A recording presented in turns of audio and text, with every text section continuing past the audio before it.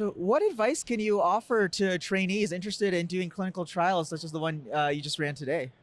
Yeah, thanks very much. I mean, this has been a labor of love. We, as fellows, get the opportunity to be exposed to so many different things. And I think one of the great things about training is you kind of get to pick and choose what really gets you passionate. And I think the opportunity to work with great mentors is so key. And I think if you start asking questions and really are getting excited about those questions, and if you at the end of the day, you finish your work and you're still, that's what you're thinking about. I wish I knew. I want to be able to answer. I really think a career in clinical investigation might be the right thing for you. And I think, as you start to ask those questions, really trying to take a more structured approach to it.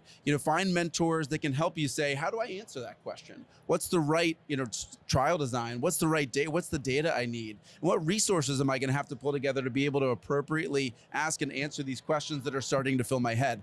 I think as a fellow, especially, it's never too early to start to think about funding. The grant process can be a long and arduous one. So whether that's funding from a government source, from a foundation, or through industry grants, really starting to think ahead, really, is this something that I want to make a part of my career and my training path? And really reaching out to mentors and people ahead of you in training to understand what their path and experience has been. Really, the more you do the earlier on in your training, to get that smooth glide path into a career of clinical investigation, the better off you're going to be. Great, incredibly useful advice there. And you mentioned that mentorship was a big part of you going down this road. Can you talk a little bit more about how mentorship influenced your career?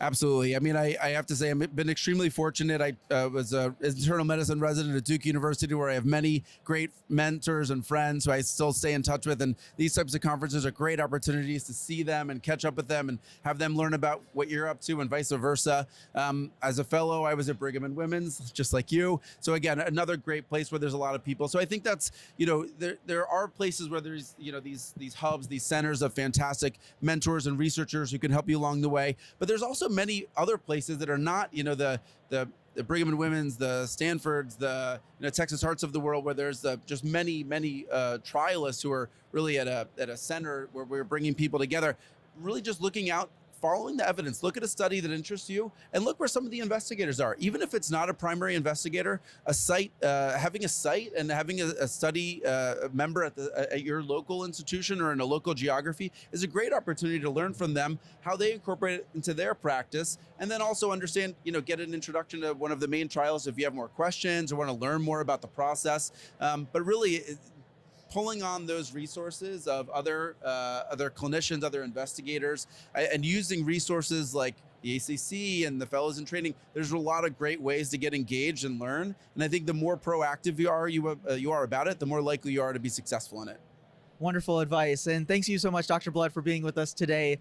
To watch more videos like this, please check us out at youtube.com/fellowsintrainingOnTheGo and follow us on X at Fellows in Training on the Go.